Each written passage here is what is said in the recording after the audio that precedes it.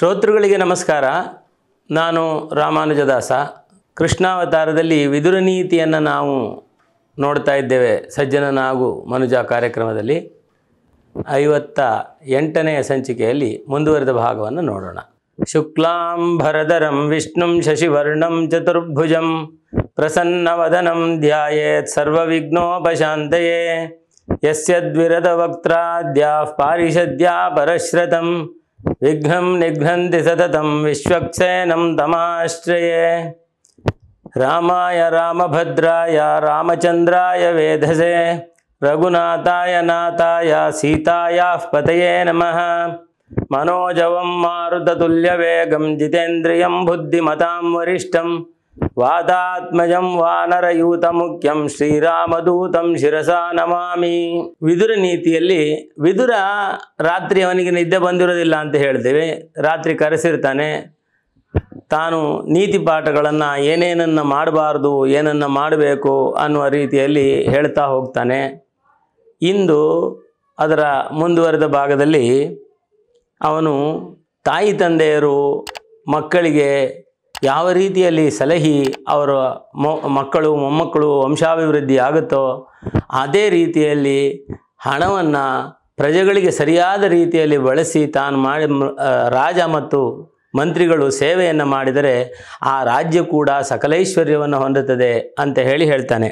ತಂದೆ ತಾಯಿಗಳಿಬ್ಬರು ಆತ್ಮಜ ವೃಂದವನು ಮಿಗೆ ಸಲಹಿ ತತ್ಸುತರಿಂದ ಲೇಸನು ಪಡೆವವಲು ತಜ್ಜನ ಪದದ ಧನವ ಕುಂದಿಸದೆ ನೃಪಮಂತ್ರಿಗಳು ಸಾನಂದದಲ್ಲಿ ರಕ್ಷಿಸಲು ಬಳಿಕವರಿಂದ ಸಕಲೈಶ್ವರ್ಯ ಪದಬಹುದು ಅರಸಗೇಳೆಂದ. ತಂದೆ ತಾಯಿಗಳು ಮಕ್ಕಳನ್ನು ಚೆನ್ನಾಗಿ ಸಾಕಿ ಸಲಹಿ ಮಾಡಿದರೆ ಆಮೇಲೆ ಅವರ ಮಕ್ಕಳುಗಳಿಂದ ಅವರಿಗೆ ಯಾವ ರೀತಿ ಸುಖ ಸೌಖ್ಯ ದೊರಕ್ತದೋ ಒಳ್ಳೆಯ ರೀತಿಯಲ್ಲಿ ಬೆಳೆಸಿದರೆ ಅದೇ ರೀತಿಯಲ್ಲಿ ತಾನು ರಾಜ ಮತ್ತು ಮಂತ್ರಿಗಳು ಪ್ರಜೆಗಳನ್ನು ಅದೇ ರೀತಿ ತಂದೆ ಮಕ್ಕಳನ್ನೇ ಯಾವ ರೀತಿ ಸಾಕ್ತಾರೋ ಅದೇ ರೀತಿಯಲ್ಲಿ ಸಾಕಿದರೆ ಮುಂದೆ ಅವರಿಗೆ ಎಲ್ಲ ರೀತಿಯ ಸುಖ ಸೌಖ್ಯಗಳು ಕೂಡ ದೊರಕುತ್ತೆ ಅಂತ ಹೇಳಿ ವಿವರಣೆಯನ್ನು ಮಾಡ್ತಾರೆ. ಮತ್ತು ಬಹಳ ಮುಖ್ಯವಾದಂತಹದ್ದು ಯಾರ್ಯಾರ ಹತ್ರ ಏನಿರಬೇಕು, ಯಾವುದು ಇಲ್ಲದೆ ಹೋದರೆ ಏನು ತೊಂದರೆ ಅಂತ. ಎಲ್ಲಿಹುದು ಋಣ ಭಯವು ಮನುಜರಳು ಅಲ್ಲಿಹುದು ದೇವಾಂಶ ನಿಜವಾಗೆಲ್ಲಿಹುದು ಸನ್ಮಾರ್ಗ ಅಲ್ಲಿಹುದು ಬ್ರಾಹ್ಮಣ್ಯ ಎಲ್ಲಿಹುದು ಪರಸ್ಥಿತಿಯ ರಂಜಿಕೆಯೋ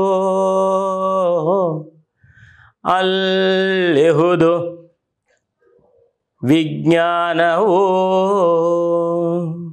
ಇದನರಿದಲ್ಲದೆ ಇಹ ಪರವಿಲ್ಲ ಚಿತ್ತೈಸು ಎಂದ ನಾವಿಧುರ. ಎಲ್ಲಿಹುದು ಋಣ ಭಯವೋ ಅಲ್ಲಿಹುದು ದೇವಾಂಶ. ಯಾವ ಮನುಷ್ಯನಲ್ಲಿ ತಾನು ತೆಗೆದುಕೊಂಡಿರತಕ್ಕಂತಹ ಸಾಲಕ್ಕೆ ಆ ಋಣದ ಭಯ ಅದನ್ನು ತೀರಿಸಬೇಕು ಅನ್ನತಕ್ಕಂಥ ಭಾವನೆ ಇರ್ತದೋ ಅಲ್ಲಿ ದೇವಾಂಶವಿದೆ. ಭಗವಂತ ಅವನಲ್ಲಿ ಸದ್ಬುದ್ಧಿಯನ್ನು ಕೊಟ್ಟಿರ್ತಾನೆ. ದೇವಾಂಶವಿರತಕ್ಕಂತಹ ಮನುಷ್ಯ ಅವನು ಋಣದ ಭಯ ಇರಬೇಕು ಅಂತ ಹೇಳ್ತಾನೆ. ನಿಜವಾಗೆಲ್ಲಿಹುದು ಸನ್ಮಾರ್ಗ. ಆ ಸನ್ಮಾರ್ಗ ಯಾರಲ್ಲಿದೆ ಅವನಿಗೆ ಋಣ ಭಯ ಕೂಡ ಇರುತ್ತದೆ. ಯಾರಿಗೆ ಸನ್ಮಾರ್ಗ ಇರ್ತದೆ ಅಲ್ಲಿ ಬ್ರಾಹ್ಮಣ್ಯವಿರ್ತದೆ. ಬ್ರಾಹ್ಮಣ್ಯ ಅಂತ ಅಂದರೆ ಸದ್ಬುದ್ಧಿ, ಸನ್ಮಾರ್ಗ, ಆತ್ಮದ ಮಾತನ್ನು ಕೇಳಿ ಆ ರೀತಿ ನಡ್ಕೊಳ್ಳೋ ಅಂಥವನು, ಆತ್ಮವಂಚನೆಯನ್ನು ಮಾಡದೇ ಇರತಕ್ಕಂಥವನು ಬ್ರಾಹ್ಮಣನಾಗಿರ್ತಾನೆ. ಹಾಗಾಗಿ ಎಲ್ಲಿಹುದು ಸನ್ಮಾರ್ಗ ಬಳಿಕಲ್ಲಿಹುದು ಬ್ರಾಹ್ಮಣ್ಯ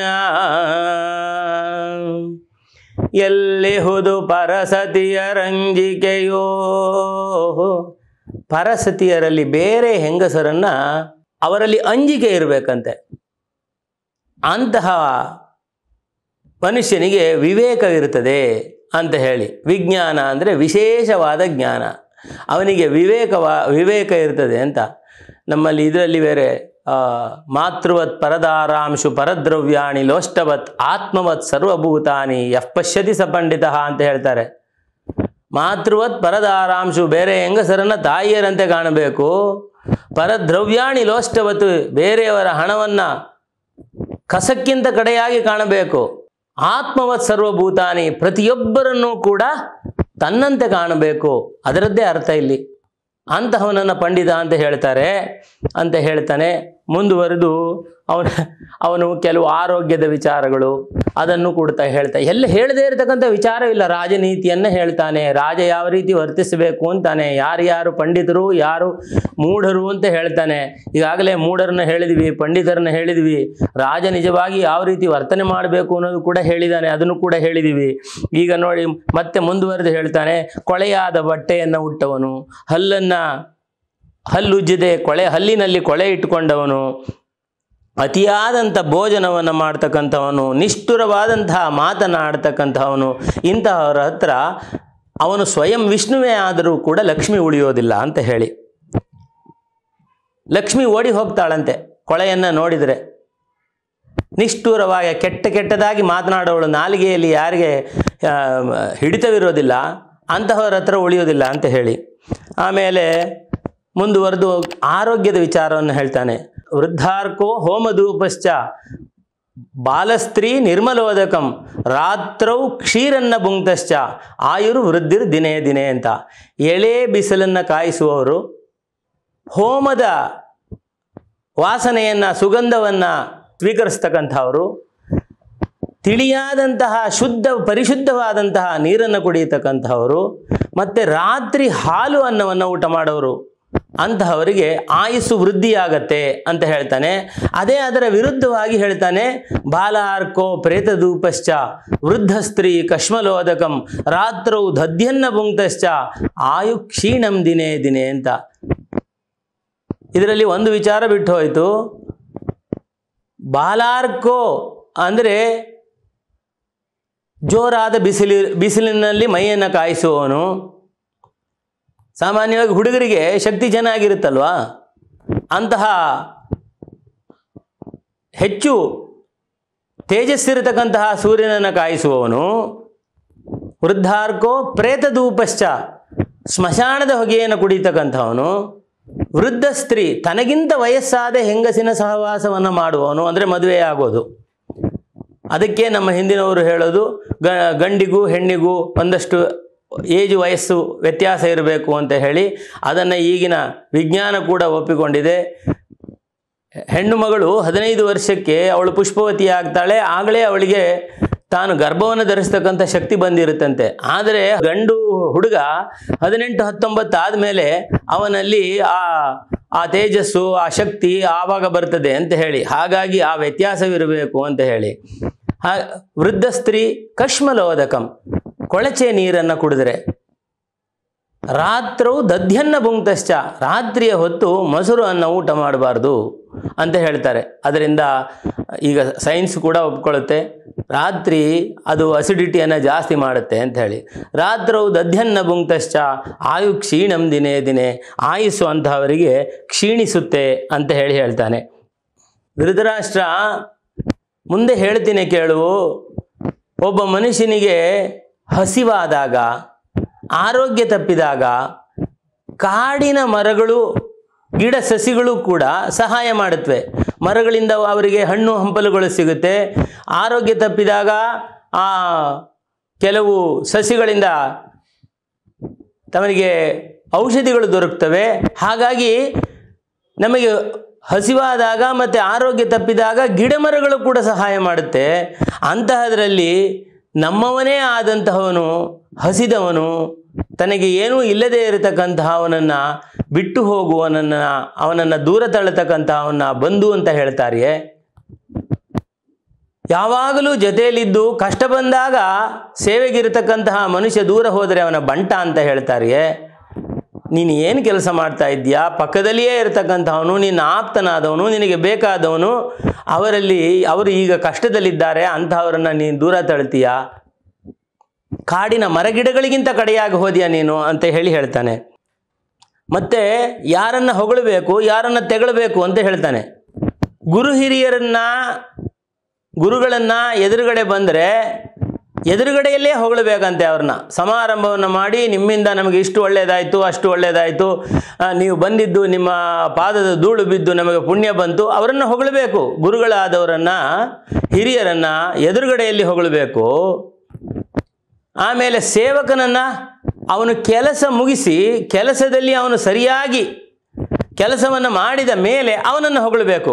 ಒಳ್ಳೆ ಕೆಲಸ ಮಾಡಿದೆಯಾ ಗಣಯ, ಬೇಷ್ ಅಂತ ಹೇಳಿ. ಆದರೆ ಇಬ್ಬರನ್ನು ಯಾವಾಗಲೂ ಹೊಗಳಬಾರ್ದಂತೆ. ಅದು ಯಾರು ಅಂದರೆ ಪತ್ನಿ ಮತ್ತು ಪುತ್ರರನ್ನು ಯಾವಾಗಲೂ ಯಾರ ಎದುರುಗಡೆಯಲ್ಲೂ ಹೊಗಳಬಾರ್ದು. ಅಂದರೆ ಸಾಮಾನ್ಯವಾಗಿ ಅದರ ಅರ್ಥ ಅವರಿಗೆ ಅಹಂಕಾರ ಬರ್ತದೆ. ಅವರನ್ನು ತಂದೆ ತಾಯಿಯದವರು ಬೇರೆಯವರು ಹೊಗಳೋದನ್ನು ನಾವು ಕೇಳುವಂತ ಆಗಬೇಕೇ ಹೊರತು ನಾವು ಹೇಳಬಾರ್ದು ಅನ್ನೋ ಅರ್ಥ. ಗೊತ್ತಾಯ್ತಾ? ಇದನ್ನು ಹೇಳ್ತಾನೆ. ಮತ್ತು ಮುಂದುವರೆದು ಹೇಳ್ತಾನೆ, ಕುದುರೆಯ ಅಕ್ಕಪಕ್ಕದಲ್ಲಿ ಇರಬಾರ್ದು, ಆನೆ ಎದುರುಗಡೆ ಬರಬಾರ್ದು, ಹೆಂಗಸರು ಸುತ್ತಮುತ್ತ ಎಲ್ಲೂ ಇರಲಿ ಕಣ್ಣಿಗೆ ಕಾಣಿಸಬಾರ್ದು, ಮತ್ತು ದುರ್ಜನ ಇದ್ದರೆ ಆ ಊರನ್ನೇ ಬಿಟ್ಟು ಹೋಗಬೇಕು ಅಂತ. ಮತ್ತು ಒಂದು ಅದ್ಭುತವಾದಂತಹ ರಾಜನೀತಿಯನ್ನು ಹೇಳ್ತಾನೆ. ರಾಜನಾದವನು ಯಾವ ರೀತಿಯಲ್ಲಿ ತಾನು ಟ್ಯಾಕ್ಸನ್ನು ವಸೂಲು ಮಾಡಬೇಕು ಪ್ರಜೆಗಳಿಂದ ಅಂತ ಹೇಳಿ, ಯಥಾಮದ್ ಸಮಾದಸ್ತೆ ರಕ್ಷನ್ನ ಪುಷ್ಪದಃ ತದದ್ ಅರ್ಥಾನ್ ಮನುಷ್ಯೇಭ್ಯ ಅದದ್ಯಾದ್ ಅವಿಹಿಂಸೆಯ. ಅಂದರೆ ದುಂಬಿ ಹೂವಿನಲ್ಲಿ ಜೇನನ್ನು ತಾನು ತೆಗೆಯುತ್ತೆ. ದುಂಬಿ ಹೀರಿ ಅಥವಾ ಮಧು, ಒಂದು ಜೇನು ಹುಳು ಯಾವ ರೀತಿಯಲ್ಲಿ ಹೂವಿನಿಂದ ರಸವನ್ನು ತೆಗೆದು ಜೇನನ್ನು ಮಾಡುತ್ತೋ, ಅದರಿಂದ ಹೂವು ಏನು ಬಾಡಿ ಹೋಗೋದಿಲ್ಲ. ಹೂವಿಗೂ ಒಂದು ಆನಂದ, ಜೇನಿಗೂ ಒಂದು ಆನಂದ. ಅಂದರೆ ಉಭಯ ಪಕ್ಷದಲ್ಲಿ ಇರುವವರಿಗೂ ಕೂಡ ಸಂತೋಷವಾಗುವ ರೀತಿಯಲ್ಲಿ ನೀನು ಪ್ರಜೆಗಳಿಂದ ತೆರಿಗೆಯನ್ನು ಯಾವ ರೀತಿ ತಗೊಳ್ಬೇಕು ಅಂದರೆ, ಕೊಡೋವರಿಗೂ ಸಂತೋಷ ಇರಬೇಕು, ತಗೊಂಡು ನೀನು ಕೂಡ ಸಮೃದ್ಧವಾದಂಥ ಹಣವನ್ನು ಮಾಡಬೇಕು. ಆ ರೀತಿಯಲ್ಲಿ ದುಂಬಿ ಹೂವನ್ನು ಹೀರಿ ಮಧುವನ್ನು ತಾನು ಶೇಖರಣೆ ಮಾಡುವ ರೀತಿಯಲ್ಲಿ ನೀನು ರಾಜ್ಯದ ಕೋಶವನ್ನು ಶೇಖರಣೆ ಮಾಡಬೇಕು ಅಂತ ಹೇಳ್ತಾನೆ. ಇಲ್ಲಿಂದ ಮುಂದುವರಿದು ಅವನು ಧೃತರಾಷ್ಟ್ರನಿಗೆ ಹೇಳ್ತಾನೆ, ಮನುಷ್ಯನ ಕೀರ್ತಿ ಅನ್ನತಕ್ಕಂತಹದ್ದು ಬಹಳ ಮುಖ್ಯವಾದದ್ದು. ಆ ಕೀರ್ತಿ ಎಲ್ಲಿಯವರೆಗೆ ದೀರ್ಘಕಾಲ ಇರಬೇಕು ಅಂತ ಅಂದರೆ, ಅವನು ಈ ಸಾಮಾನ್ಯವಾಗಿ ನ್ಯಾಯವನ್ನು ಹೇಳತಕ್ಕಂತಹವನು ನ್ಯಾಯವಾದ ರೀತಿಯಲ್ಲಿ ತಾನು ತೀರ್ಪುಗಳನ್ನು ಮಾಡಿದಾಗ ಅವನ ಯಶಸ್ಸು, ಅವನ ಕೀರ್ತಿ ತುಂಬ ದಿವಸಗಳ ಕಾಲ ಉಳಿಯುತ್ತೆ. ಆದ್ದರಿಂದ ನಿನಗೆ ಸಮಯೋಚಿತವಾದಂತಹ ಒಂದು ಕಥೆಯನ್ನು ಹೇಳ್ತೇನೆ ಕೇಳು ಧೃತರಾಷ್ಟ್ರ. ಹಿಂದೆ ಕೇಶಿನಿ ಅನ್ನತಕ್ಕಂತಹ ಒಬ್ಬಳು ಪರಮ ಸುಂದರಿ ಇದ್ಲು. ಆ ಸುಂದರಿ ತಾನು ಸ್ವಯಂವರವನ್ನು ಏರ್ಪಾಟು ಮಾಡಿ ಸರ್ವಶ್ರೇಷ್ಠನಾದಂತಹ ಒಬ್ಬ ಮನುಷ್ಯನನ್ನು ಮದುವೆ ಮಾಡಿಕೊಳ್ಬೇಕು, ಪರಮಶ್ರೇಷ್ಠನಾದಂತಹ ಮನುಷ್ಯನನ್ನು ಮದುವೆ ಮಾಡಿಕೊಳ್ಬೇಕು ಅಂತ ತಾನು ಆಲೋಚಿಸಿರ್ತಾಳೆ. ಆ ಸಮಯಕ್ಕೆ ಆ ಸ್ವಯಂವರಕ್ಕೆ ಇಬ್ಬರು ಬರ್ತಾರೆ. ಒಬ್ಬ ಆಂಗೀರಸನ ಪುತ್ರ ಸುಧನ್ವ ಅಂತ ಹೇಳಿ ಸುಧನ್ವನು, ಇನ್ನೊಬ್ಬ ವಿರೋಚನ ಪ್ರಹ್ಲಾದನ ಪುತ್ರ. ಅವನು ಮಹಾರಾಜ, ಆದರೆ ಅಸುರರ ರಾಜ. ಈ ಅಸುರರ ರಾಜನಾದಂತಹ ವಿರೋಚನ ಬಂದು ತಾನು ಕೇಳ್ತಾನೆ, ಕೇಶಿನಿ, ನಾನು ನಿನ್ನನ್ನು ವರಿಸೋದಕ್ಕೆ ಇಷ್ಟಪಡ್ತೇನೆ ಅಂತ ಹೇಳಿ. ಆಗ ಅವಳು ಹೇಳ್ತಾಳೆ, ನನಗೆ ಶ್ರೇಷ್ಠತೆಯಲ್ಲಿ ಸರ್ವಶ್ರೇಷ್ಠರು ಬೇಕು ಅನ್ನೋದೇ ನನ್ನ ಆಲೋಚನೆ. ಹಾಗಾಗಿ ನನಗೆ ಒಂದು ಅನುಮಾನ ಇದೆ, ನಿಮ್ಮಿಬ್ಬರಲ್ಲಿ ಅಂದರೆ ನೀನು ಮತ್ತು ಸುಧನ್ವನಲ್ಲಿ ಯಾರು ಶ್ರೇಷ್ಠರು ಅಂತ ಹೇಳಿ ಒಂದು ಅನುಮಾನವಿದೆ, ಅದಕ್ಕೆ ನೀನೇನು ಹೇಳ್ತೀಯಾ ಅಂತ ಕೇಳ್ತಾಳೆ. ಆಗ ಇಲ್ಲ ನಾನು ಸರ್ವಶ್ರೇಷ್ಠ, ನನ್ನ ಮುಂದೆ ಯಾರಿದ್ದಾರೆ ಅಂತ ಹೇಳಿ ವಿರೋಚನ ಹೇಳ್ತಾನೆ. ಹಾಗಾದರೆ ಸರಿ, ಒಂದು ಕೆಲಸ ಮಾಡು, ನೀನು ಸರ್ವಶ್ರೇಷ್ಠನೇ ಆದರೆ ನಿನ್ನ ಆ ಸಿಂಹಾಸನದ ಮೇಲೆ ನೀನು ಮತ್ತು ಸುಧನ್ವ ಇಬ್ಬರೂ ಒಟ್ಟಿಗೆ ಕುಳಿತಿರ್ತಕ್ಕಂಥದ್ದನ್ನು ನಾನು ನೋಡಬೇಕು, ಆವಾಗ ನಿಮ್ಮಲ್ಲಿ ಪ್ರಶ್ನೆಯನ್ನು ಮಾಡ್ತೇನೆ ಅಂತ ಹೇಳ್ತಾನೆ. ಸರಿ, ಮಾರನೇ ದಿವಸ ಸಮಯವನ್ನು ಗುರ್ತು ಮಾಡಿರ್ತಾಳೆ. ಆ ಸಮಯಕ್ಕೆ ಸರಿಯಾಗಿ ಸುಧನ್ವನಿಗೂ ಹೇಳಿ ಕಳಿಸ್ತಾರೆ. ಸುಧನ್ವ ವಿರೋಚನನ ಆಸ್ಥಾನಕ್ಕೆ ಬರ್ತಾಳೆ. ಆಗ ಕೇಶಿನಿ ಕೂಡ ಅಲ್ಲೇ ಇರ್ತಾಳೆ. ಆ ವಿರೋಚನ ಸುಧನ್ವನನ್ನು, ಸುಧನ್ವ ಬಾರಪ್ಪ, ನಿನಗೆ ನನ್ನ ಸರ್ವಶ್ರೇಷ್ಠವಾದಂತಹ ಸಿಂಹಾಸನವನ್ನು ಬಿಟ್ಟುಕೊಟ್ಟಿದ್ದೀನಿ, ಅದರ ಮೇಲೆ ಆಸೀನವಾಗು ನೀನು ಅಂತ ಹೇಳ್ತಾನೆ. ಆಗ ಅವನು ಸುಧನ್ವ ಹೇಳ್ತಾನೆ, ಇಲ್ಲಪ್ಪ, ನೀನು ಹೇಳಿದ ಮಾತಿಗೆ ತುಂಬ ಸಂತೋಷ, ಆದರೆ ನಾವಿಬ್ಬರೂ ಸಿಂಹಾಸನದಲ್ಲಿ ಕೂರೋದಕ್ಕಾಗೋದಿಲ್ಲ. ನಿನ್ನ ಸಿಂಹಾಸನವನ್ನು ನಿನ್ನ ಅಭಿಮಾನಕ್ಕೋಸ್ಕರ ಒಂದು ಸತಿ ಮುಟ್ತೀನಷ್ಟೇ ಅಂತ ಹೇಳಿ ಮುಟ್ಟಿಬಿಟ್ಟು ತಾನು ಕೆಳಗೆ ಕೂತ್ಕೊಳ್ತಾನೆ. ಯಾತಕ್ಕೆ ನೀನು ನನ್ನ ಸಿಂಹಾಸನದ ಮೇಲೆ ಕೂತ್ಕೊಳ್ಳೋದಿಲ್ಲ ಅಂತ ಪ್ರಶ್ನೆ ಕೇಳ್ತಾನೆ. ಆವಾಗ ಸುಧನ್ವ ಹೇಳ್ತಾನೆ, 2 ಜನ ವೃದ್ಧ ಬ್ರಾಹ್ಮಣರು ಒಂದೇ ಆಸನದಲ್ಲಿ ಕುಳಿತುಕೊಳ್ಬೋದು, 2 ಜನ ರಾಜರುಗಳು ಒಂದೇ ಆಸನದಲ್ಲಿ ಕೂತ್ಕೊಳ್ಬಹುದು, 2 ಜನ ವೃದ್ಧ ಸ್ತ್ರೀಯರುಗಳು ಒಂದೇ ಆಸನದಲ್ಲಿ ಕೂತ್ಕೊಳ್ಬಹುದು. ಆದರೆ ಒಬ್ಬ ಬ್ರಾಹ್ಮಣನು ಒಬ್ಬ ಕ್ಷತ್ರಿಯನು ಒಂದೇ ಆಸನದಲ್ಲಿ ಕುಳಿತುಕೊಳ್ಳೋದಕ್ಕಾಗೋದಿಲ್ಲ, ಇದು ನ್ಯಾಯಬದ್ಧವಲ್ಲ ಅಂತ ಹೇಳ್ತಾನೆ. ಆವಾಗ ಅವನು ಹೇಳ್ತಾನೆ, ಯಾವಾಗಲೂ ನೀನು ದರ್ಬೆಯ ಆಸನದ ಮೇಲೆ ಕೂತ್ಕೊಳ್ಳೋನು, ನಿನ್ನನ್ನು ಕರ್ಕೊಂಡು ಬಂದು ನಾನು ಸಿಂಹಾಸನದ ಮೇಲೆ ಕೂತ್ಕೋ ಅಂತ ಹೇಳಿದರೆ ನಿನ್ನ ಯೋಗ್ಯತೆಯನ್ನು ಹೇಳಿದೆಯಲ್ಲ ನೋಡು ಅಂತ. ನೀನು ಹೇಳಿದ್ದು ಸರಿ ಅಲ್ಲ ಅಂತಾನೆ. ನಾನು ಹೇಳಿದ್ದು ಸರಿಯೋ ಸರಿಯಲ್ವೋ ಅದನ್ನು, ಇದರಲ್ಲಿ ನ್ಯಾಯ ಏನು ಅನ್ನೋದನ್ನು ಯಾರಾದರೂ ಒಬ್ಬರನ್ನ, ಬೇರೆಯವರನ್ನೇ ಕೇಳೋಣ ಅಂತ ಹೇಳ್ತಾರೆ. ಬೇರೆಯವರನ್ನು ಕೇಳೋಣ ಅಂದರೆ ಯಾರನ್ನ ಕೇಳೋದು?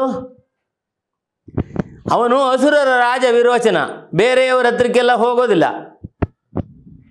ಎಲ್ಲರೂ ತನಗಿಂತ ಕೆಳಗೆ ಅಂತಲೇ ಭಾವನೆ ಇದೆ. ಅವನು ನಾನೇ ಸರ್ವಶ್ರೇಷ್ಠ ಅನ್ನತಕ್ಕಂಥ ಭಾವನೆ ಅವನಲ್ಲಿದೆ. ಹಾಗಾಗಿ ನ್ಯಾಯವನ್ನು ಯಾರಲ್ಲಿ ಕೇಳೋದು? ಬ್ರಾಹ್ಮಣರ ಹತ್ರ ಹೋಗೋದಕ್ಕಂತೂ ಇಷ್ಟಪಡೋದಿಲ್ಲ. ಯಾಕೆಂದರೆ ಇವನು ಬ್ರಾಹ್ಮಣ ಅಂತ ಹೇಳಿ ಅವರು ಪಕ್ಷಪಾತವನ್ನು ಮಾಡಿಬಿಟ್ರೆ ಅಂತ ಹೇಳಿ. ಹಾಗಾಗಿ ಯಾರ ಹತ್ರ ಹೋಗೋದು ಕೇಳೋದಕ್ಕೆ ಅಂತ ಹೇಳ್ತಾನೆ. ಕೇಳೋದಕ್ಕೆ ಹೋಗೋದಿರಲಿ, ಅವನು ಹೇಳ್ತಾನೆ ವಿರೋಚನ, ಒಂದು ವೇಳೆ ನಾನೇ ಏನಾದರೂ ತಪ್ಪು ಅಥವಾ ನೀನೇ ಶ್ರೇಷ್ಠ ಅಂತ ಏನಾದರೂ ಆದರೆ ನನ್ನ ರಾಜ್ಯದಲ್ಲಿ ಇಷ್ಟು ಹಸುಗಳನ್ನು ಕೊಡ್ತೇನೆ, ಇದನ್ನು ಕೊಡ್ತೇನೆ, ಅದನ್ನು ಕೊಡ್ತೇನೆ, ಚಿನ್ನ ಕೊಡ್ತೇನೆ, ಪ್ರತಿಯೊಂದನ್ನು ಹೇಳ್ತಾನೆ. ಎಲ್ಲ ಇದನ್ನು ಕೊಡ್ತೀನಿ, ಅದನ್ನು ಕೊಡ್ತೀನಿ ಅಂತ ಹೇಳಿ.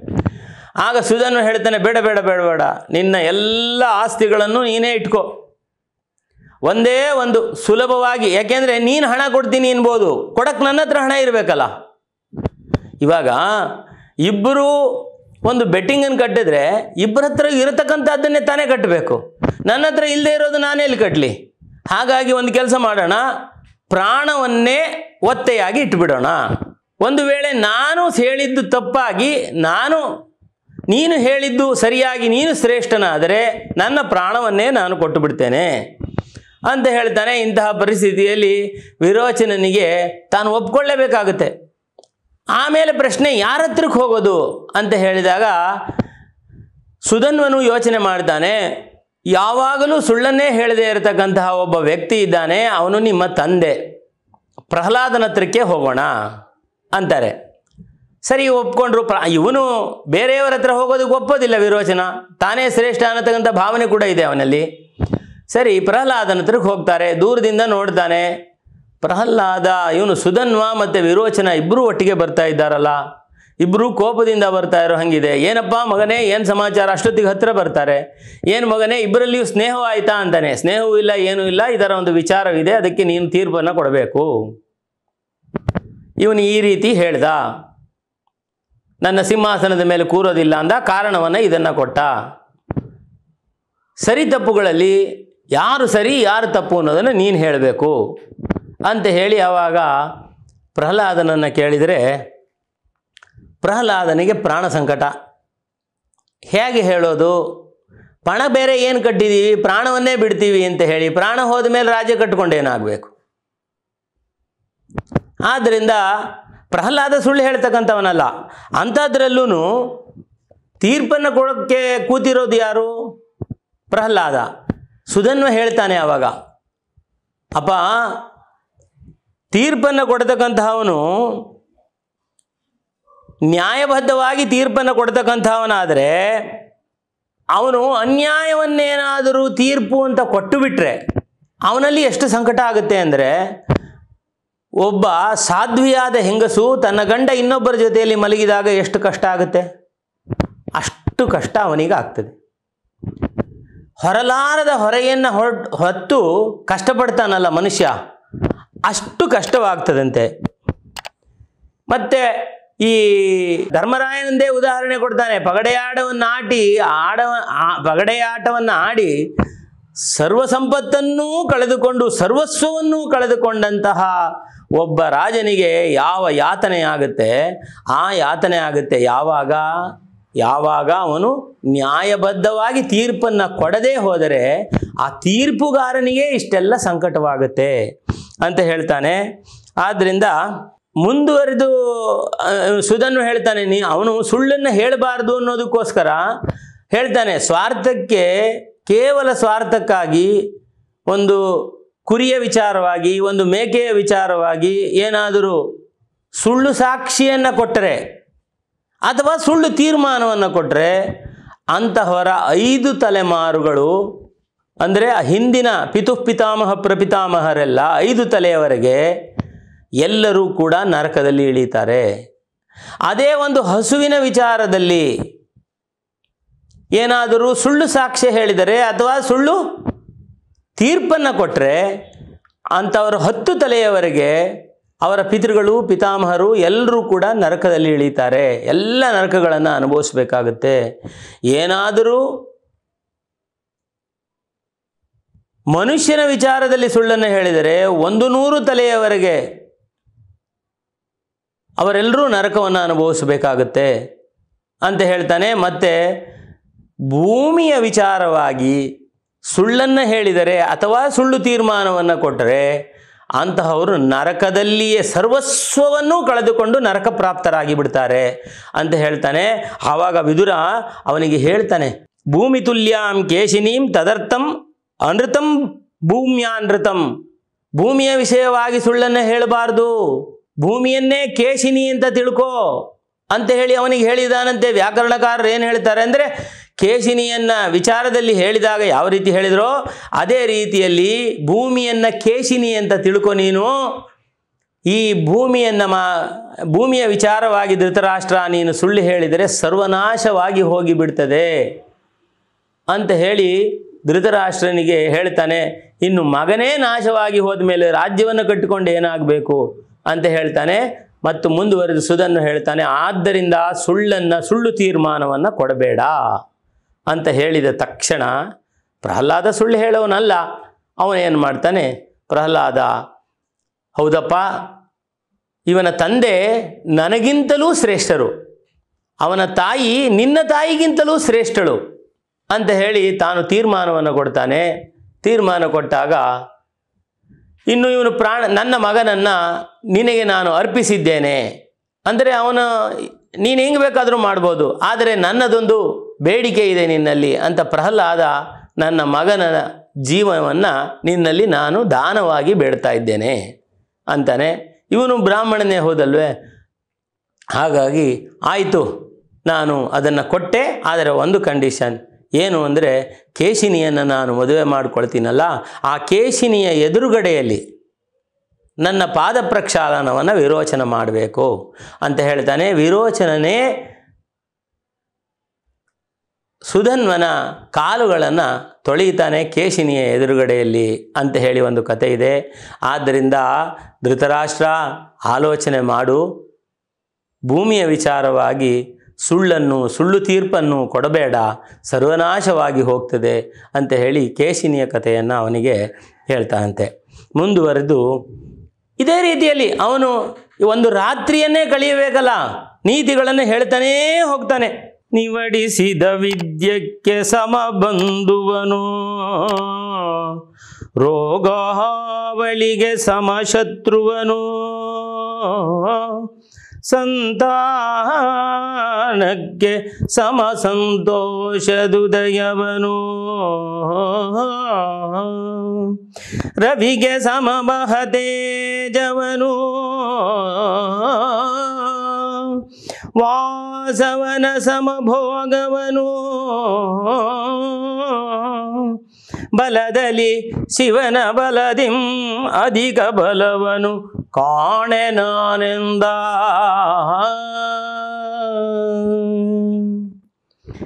ನಿವಡಿಸಿದ ವಿದ್ಯಕ್ಕೆ ಸಮಬಂಧುವನು ಗಳಿಸಿದ ವಿದ್ಯೆಗೆ ಸಮವಾದಂತಹ ಬಂಧು ಆಪತ್ಕಾಲದಲ್ಲಿ ಸಹಾಯಕ್ಕೆ ಬರತಕ್ಕಂತಹದ್ದು ನಾವು ಮಾಡಿರ್ತಕ್ಕಂತಹ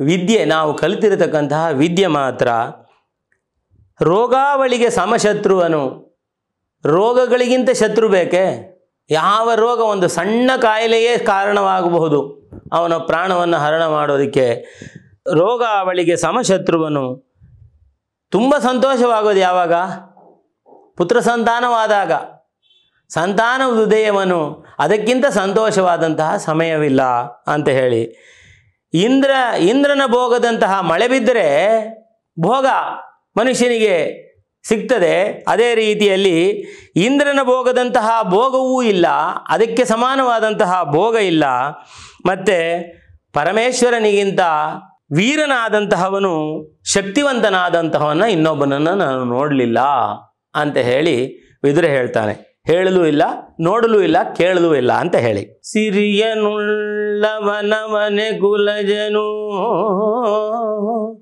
ಸಿರಿಯನುಳ್ಳವನೇ ವಿದಗ್ಧನು ಸಿರಿಯನುಳ್ಳವನೇ ಮಹಾತ್ಮನು ಸಕಲ ಗುಣಯುತನು ಸಿರಿಯನುಳ್ಳವನೇ ಸುಶೀಲನೋ ಸಿರಿರಹಿತ ಶಿವನಾದೊಡಾಗಲಿ ಸರಕು ಮಾಡದು ಲೋಕವು ಅವನೀ ಬಾಲ ಕೇಳೆಂದ ಅಪ್ಪ ಧೃತರಾಷ್ಟ್ರ ಕೇಳು ಈ ಲೋಕದಲ್ಲಿ ಜನಗಳು ಹೇಗೆ ಅಂದರೆ ಹಣವೇ ಸರ್ವಸ್ವವು ಅಂತ ಹೇಳ್ತಾರೆ ಹಣವಿಲ್ಲದೆ ಇದ್ದರೆ ಶಿವನನ್ನೂ ಕೂಡ ಜನ ಮೆಚ್ಚುವುದಿಲ್ಲ ಅಂತ ಹೇಳಿ ಉಳಿದ ಭಾಗವನ್ನು ಮುಂದಿನ ಸಂಚಿಕೆಯಲ್ಲಿ ನೋಡೋಣ. ಜೈ ಶ್ರೀ ಕೃಷ್ಣ.